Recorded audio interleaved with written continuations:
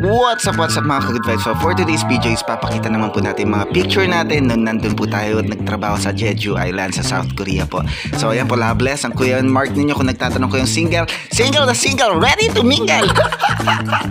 Ayan po. So kung gusto niyo po magbakasyon dyan, doon is hindi po sila nangangailangan ng visa. So kailangan nyo lang po is yung mga pera na kailangan ninyo para sa board and lodging, sa pagkain ninyo. Kung bibili po kayo ng ticket individual, kung doon po kayo maghahanap is medyo mahirapan po kayo, pero okay din naman po. 10k to 11k kada ulo, kada heads po, kada tao po.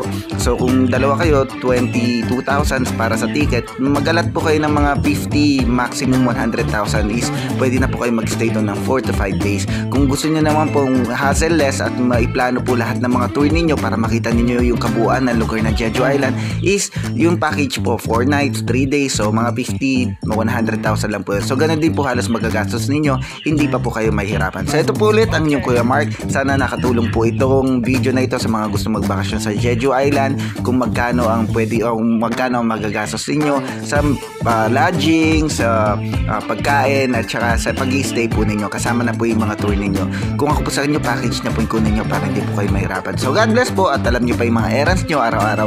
Ito po ulit ang inyong Kuya Mark. Nagsasabing always good vibes lang po tayo and always make our mama and dada proud. Ayan po si Botchog. Ayan po, sa gawin po natin masaya ang ating buhay. About segundo, minuto, oras na ating buhay sapagkat yan ay regalong galing sa Diyos.